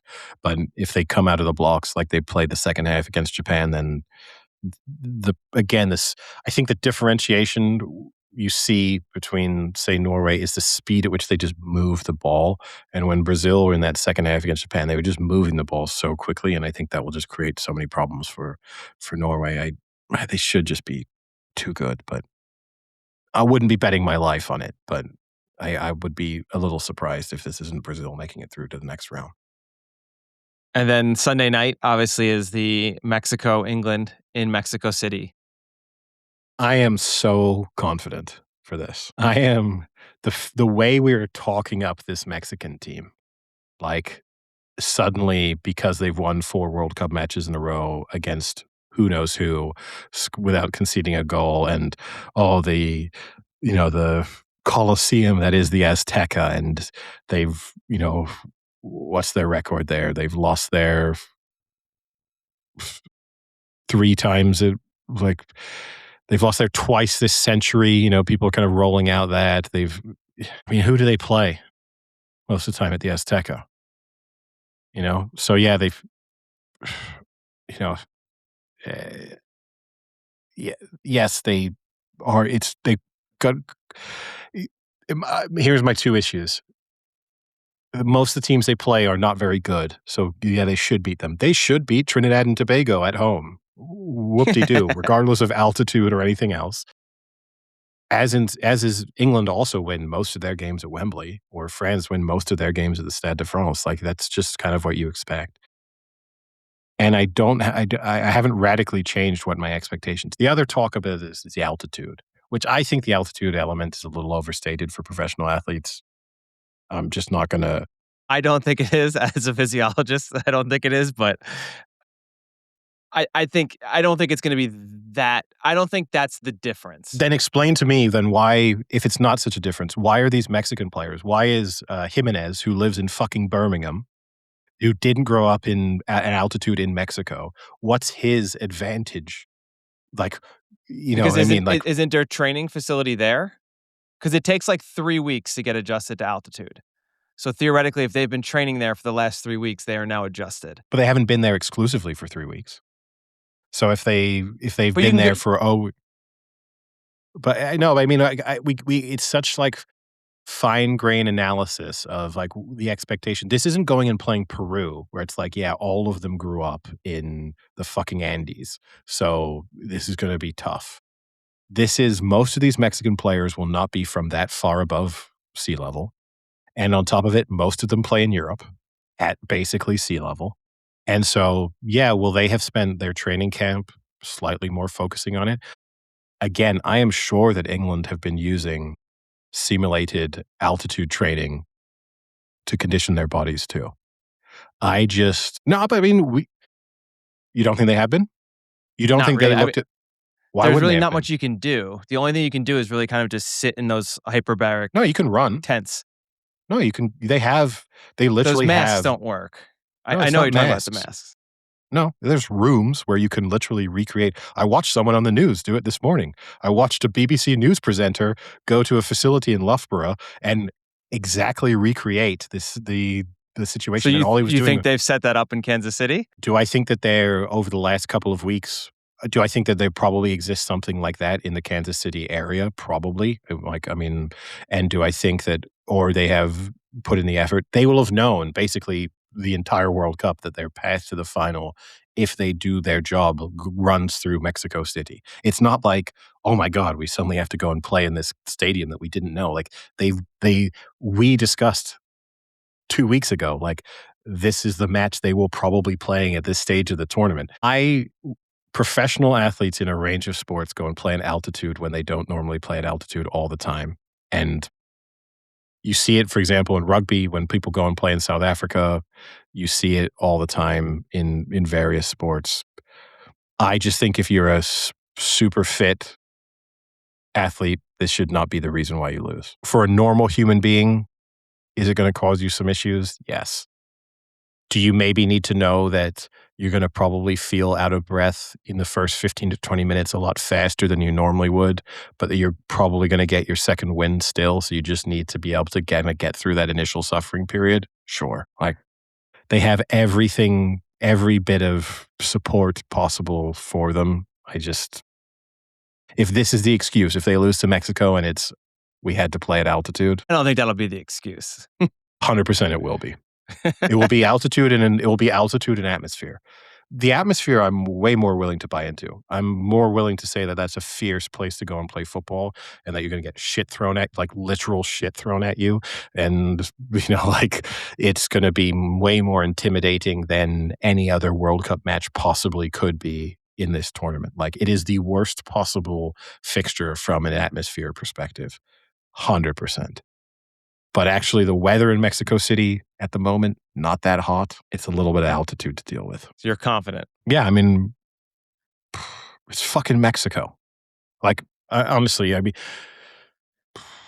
I would expect any big team to beat Mexico. I mean, it's, in the same way, look, put it this way. The U.S. and Canada played in the Azteca in qualifiers for this World Cup, and neither one of them lost. Okay, it was 2 draws, but the U.S. has drawn both of its most recent trips to Mexico City. Is this American team? Are they training in the Andes all year round? Am I unfamiliar with this? Like, is Canada? It actually might Canada be Colorado. I think it's Colorado Springs, their training facility. But they're not. Again, the U.S. is not playing most of it, is not having a 3-week training camp ahead of most of its World Cup qualifiers. They're together for like 10 days. So either it's a factor or it isn't. I don't know. Like, I just don't. I think we're going to talk ourselves. If I were in the England camp, I don't like that Tuchel's talking about it as being a thing. I would be downplaying it. I'd be preparing for it, but I wouldn't be sowing the seeds in the mind of like how tough this is. And you hear England players who come out who like played Argentina in the Hand of God game in Mexico City, and they're like, oh, I couldn't sleep as well for the days. Like, you were fucking basically semi-professionals. You were out having pints like throughout the tournament and like were barely fit enough to consider yourselves professional athletes. I don't think I compare that to Jude Bellingham, with all due respect to, and that's not a knock. It was a different era and people played professional sports differently. But like some guy who probably also smoked, saying it was a little hard for him to find his breath in the opening 20 minutes at the Azteca. Yeah, I believe it. But I think these guys should be okay. And then Monday, it is USA, Belgium. And just to reinforce, the person who's agreed with me the most, just to bring a professional athlete in, actually, all-time USA legend and Blackburn legend, Brad Friedel, who's probably played at the Azteca as many times as any non-Mexican, and basically said, it's 15 or 20 minutes, you get a little out of breath. Now he's a goalkeeper, so his appreciation. He's a keeper, isn't he? What the fuck does he do? But still, is like, just don't concede in the opening 15 minutes, and then you're probably okay. They try and really run you into the ground early, and then it's level playing field for the rest of the time. So getting back to Monday, USA, Belgium. It's close. I think if had it been Senegal, I would have picked Senegal, no question. But I think I'll still give the edge to Belgium, with Balogun being out, because I think that's a big drop-off for the U.S. up front. And yeah, I think, and there's just so much experience within that Belgian team. And to a certain extent, we saw that in their comeback at the end of just like how dangerous players who have been in these types of scenarios a lot can be in terms of their inner belief, or if they can nick a goal. Like, I'd feel worried for the U.S. if Belgium scored first. Whereas I'm not immediately writing off Belgium if the U.S. take the lead. Yeah, well, we just saw that happen. No, but you know what I mean? Like, I do think that like experience could really come into play. And then the other game Monday that we might not have time for, although we'll probably record on Monday, will be Spain versus the winner of this match right now, which is Portugal-Croatia. Croatia. Yeah, which Croatia got it on at the moment. Had a pretty decent start to the opening 20 minutes, but haven't scored yet. So we'll see. I expect Portugal to go through, and then I expect Spain to knock them out. Yeah, same. So any non-World Cup sporting topics. I did see Jordan Spieth's comments. I don't know if you saw this on he said that he feels like the increasing amount of gambling is leading to more unruly fans, and that I he believe expects that. it at some moment in the not too distant future, like a major issue will arise because you can actually really have a big impact as a fan on the outcome of a golf tournament in a way that you can't of most other professional sports. It was interesting to hear an athlete really talk about it Yeah. in It detail. I mean, I think that is for sure a sport that you could affect the outcome of a bet or any. I mean, if you just have a player to miss a putt or like get a par or a bogey and you just scream at the top of your Yes. lungs as he's Oh about yeah. to putt or backswing, like it's a lot different than if you're at an NFL game.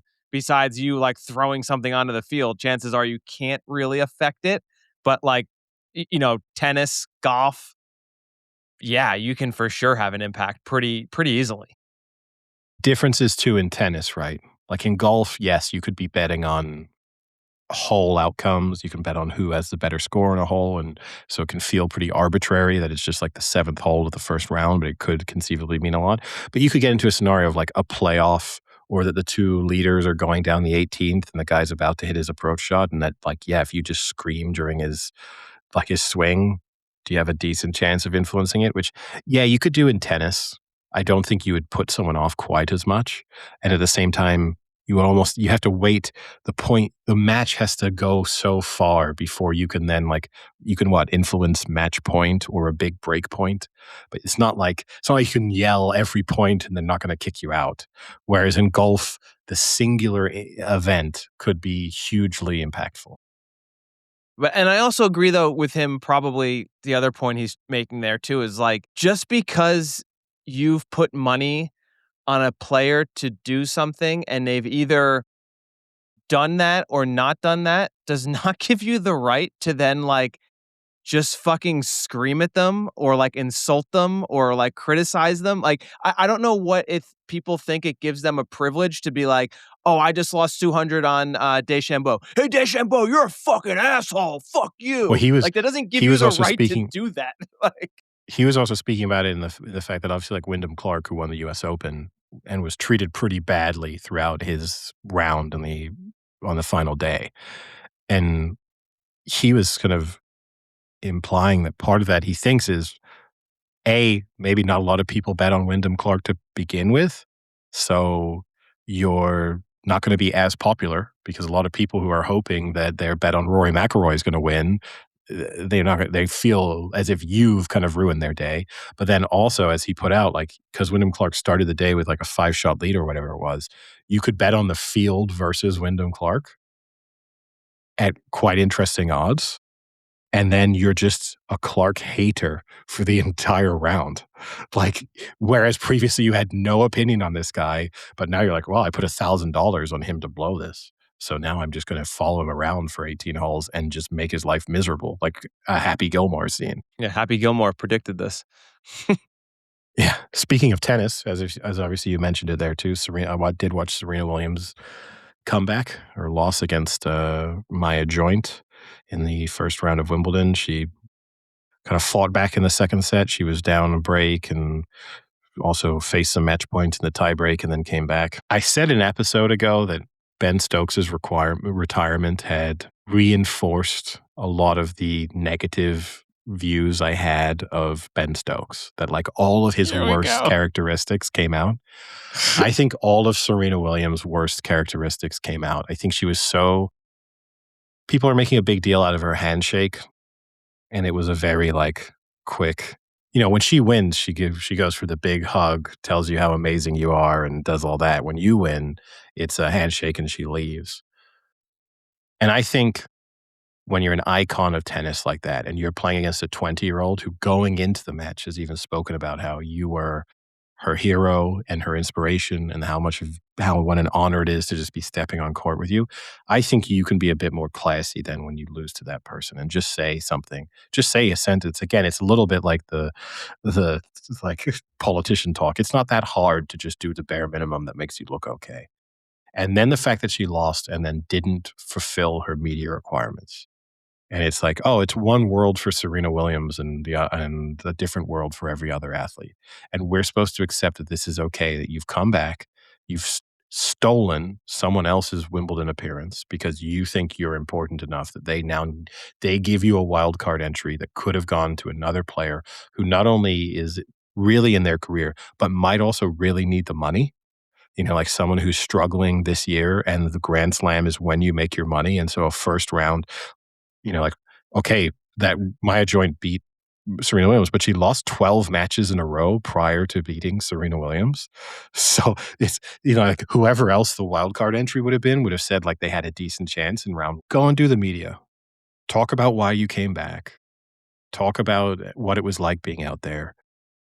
Don't be a sore loser and go off and sulk because you didn't have the outcome that you wanted and you won't participate unless it's completely on your own terms. As I said, like she's a fantastic tennis player. She's changed women's tennis. I think it's between her and Steffi Graf in terms of being the greatest female tennis players of all time. But just show a little bit of class. She just like never does it. It really bothers me. I knew that would set you off. I wish we said this multiple times, but I wish I could like pre-write things down that I think you're gonna like discuss or rant about. Because coming on, I was like, oh, I know this. I don't even have to even bring it up. And I'll say this, she played better than I thought she was going to play, given the fact that she hasn't played a professional singles match since 2019. Like okay, Maya Joint's To a ranked player who 80th. hasn't won in 12 matches. Yeah, who's on a 12-game losing streak, 20 years old, pretty inexperienced, and is Playing against her idol. ranked 80th in the world.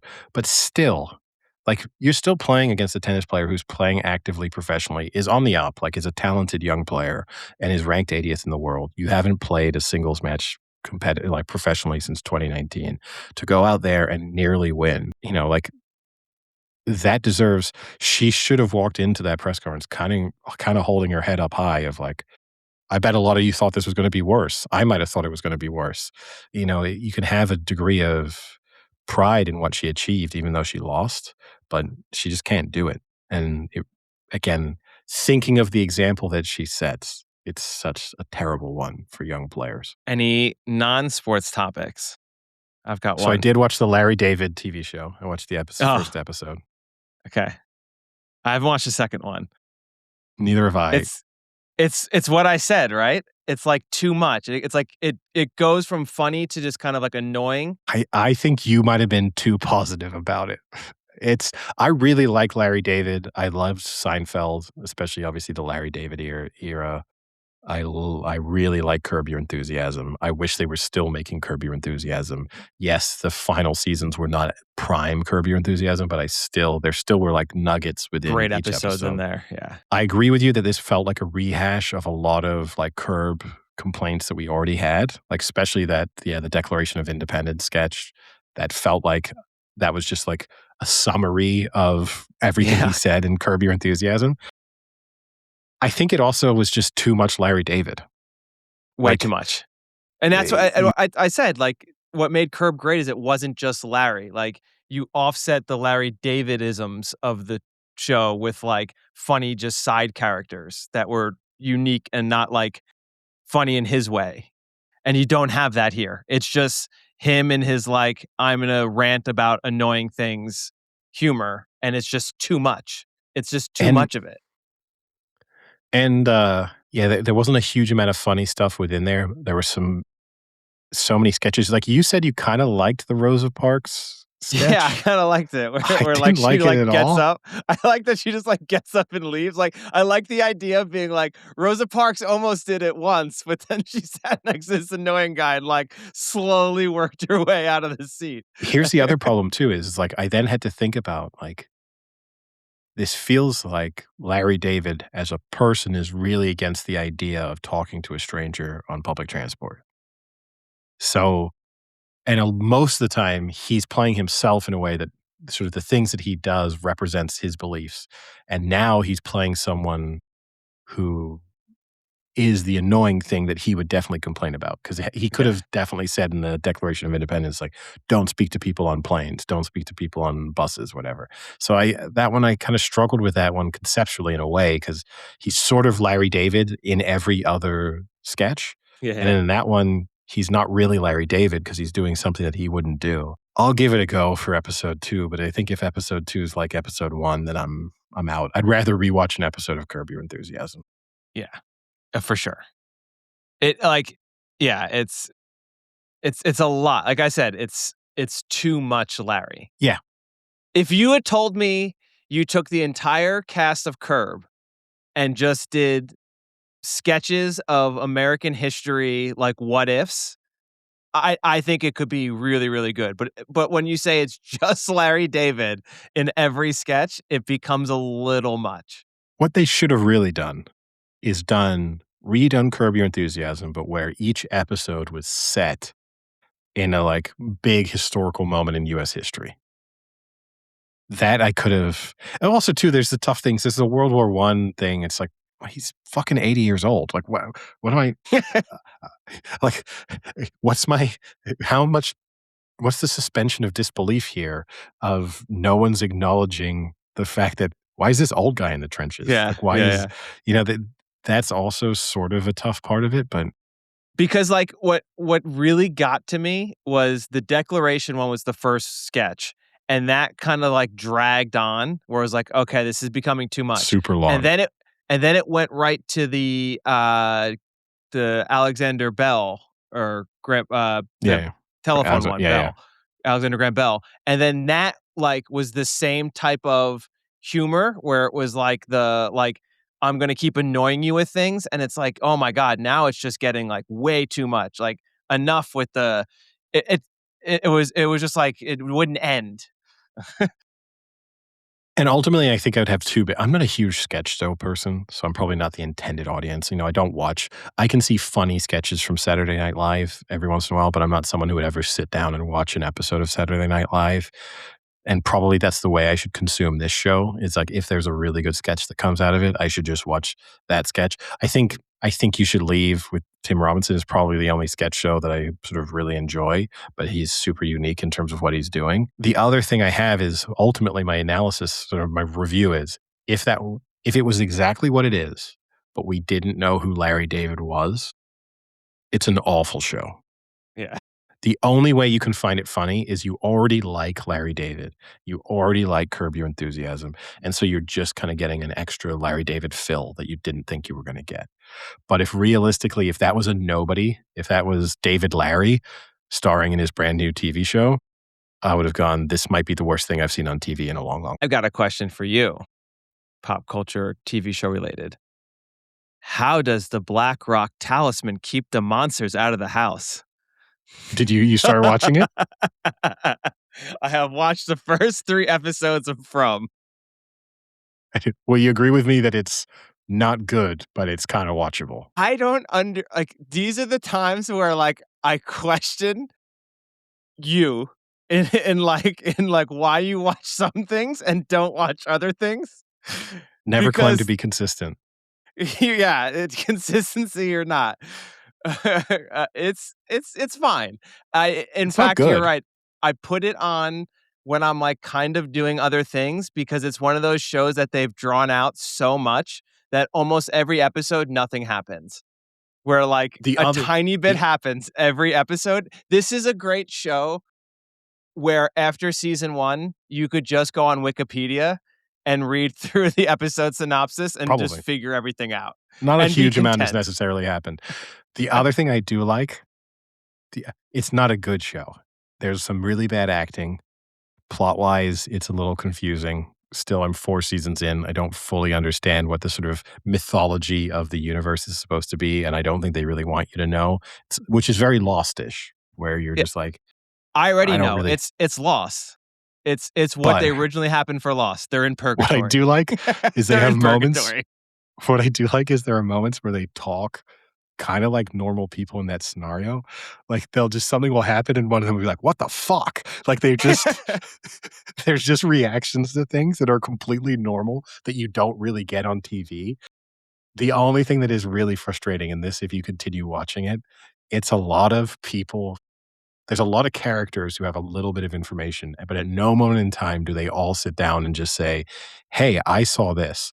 The other thing is consistently someone will say, "Hey, I like had this dream and I think it revealed something," or "I saw this," and people will tell them like, "You're crazy. That's insane." It's like, but you know that you live in a world where you've been consistently it's revealed to you that these things are important. But Yeah. every time it happens, you go like, "That's stupid."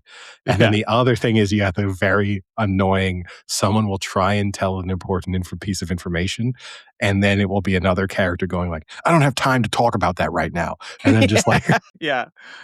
Yeah, 3 but my episodes in, I'm not sure they could figure out what the fuck is going on, but I am very confident that if they all sat in a circle and just described everything they've seen since they've been here, they could figure out a lot more than what they know. yes.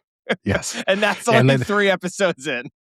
that keeps going, and they keep individually learning more information, but at no moment in time do they all sit down and go like, "Okay, everybody, sh if you no idea is too stupid. You had a dream where you saw something? Tell us now. You hallucinated something? Tell us now. Like, nothing here is random. Throw the information out. We'll try and piece it together." The other thing I do love is, like, it's a show where there's 50-ish people in this town. 15 of them get, like, real screen time and lines, and then the remaining 35 just, like, are wandering around in the background. And It's like doing such random things. I do love to imagine, like, what are these people's lives in this just hellish world that they've been trapped in, but they're also putting in no effort to try and get out of it. It's just a guy who's gone, "You know what? Don't have to pay my mortgage anymore. Sure, I can't go out at night because the monsters will eat me, but my life back home my life back home wasn't that great either. So, you know what? This ain't so bad." And I'm sure there's a lot of things that they'll eventually get to, but there are a lot of questions you have, like, right off the bat that, like, how this works. Mhm. I'm pulling the loss, and I'm saying that they're already dead, and they're in purgatory, and this is their purgatory. I think that idea has been dismissed by the writers. I think Okay. that's not an option. But the writers, if you do continue to watch it, the writers have said that a lot was revealed in episode 1, that a lot of the First big episode. first episode, a lot Wow. of clues are in episode 1. I'll have to go back. 'Cause I'm not going back. I sometimes read the From subreddit, which I See, love that because I love but this is what blows my mind, though, is, like, you'll watch this, but you won't engage in Lost, which is a much better I watched version some of Lost. on every front. It's, like, better written. The story dynamic is much cooler, how they have, like backstories of characters. Like it's a genuinely good television show, and the mystery is a lot better. So like it's crazy that Here's you've picked a show where the mystery is there's just these creepy monsters that if they catch you at night, they literally like rip you to yeah, but they shreds. can't run. They only walk But slowly, so they just walk really I don't slowly. know how they But ever then they catch can anyone. attack. They don't run, but they can attack quicker than a fucking cheetah. Yeah. I don't really know how they ever catch anyone, to be honest. Like, with a bicycle, you should be able to live forever in that environment, but look, here's what I'll explain. So, when Lost was on TV, I occasionally watched an episode. Lost to me was like, um, Prison Break, where, like, sometimes there would be an episode on TV and I would watch an episode, but I never invested time into it, so I never watched it sort of chronologically. I would just sort of, "Oh, I got nothing to do. Oh, I well, Lost is on TV. I'll watch 1 episode." So I probably saw, like, 3 episodes from every season. Yeah. Not enough to kinda know what was going on, but also not enough to really know. And now if I thought, would rewatching Lost make more sense than watching what is definitely Lost 2.0 and probably worse? Yes. But I also Lost know that zero point Lost 0.2. but I also know that Lost had a disappointing ending, I don't and think it so did. all right, well, you're in the minority, and so to me, starting something that universally most people said didn't end well doesn't interest me, whereas starting a show that will probably end terribly, but I don't know that for sure yet, that that interests me more. I That's my can optimism. guarantee you this is gonna end badly. I've watched Season 3 f episodes, and I cannot foresee a good ending here. Season 4 was a little bit of a drag. It doesn't fill me with a huge amount of hope for season 5, but season 5 is the final season. They gotta wrap everything up. So, 2027, I'm back in, I should be caught up by then, but, for yeah, sure. it's It's very bingeable. For reasons that you say, you don't have to pay a huge amount of attention. It can be like no. doing other things, put it on the background. Most episodes, like, so you can Worst watch case, you you just can watch watch the, like, what happened last episode? previously on. Yeah. Yeah, and then you're good. You can easily watch 3 episodes in a row, which is the reason why I got through it so quickly, is there were plenty of days where I was watching 3 or 4 episodes because it would just get thrown on whilst doing other things, and then once I was, like, 2 seasons in, I'm in. Yeah. I mean, you should just get back in on House of the Dragon. No, I'm Because not for doing it. what was a slow season 2, they have decided to just pretty much turn it on, like, 4 times speed and just blow through shit. It is it is just crazy how much quicker these 2 episodes more happen in these 2 episodes of season 3 than in all of season 2. I'm sure, but yeah, I'm out, and once I'm out, Alright, well, with that, we'll call it a day. sounds good. Alright, talk to you later. See ya. Cheerio.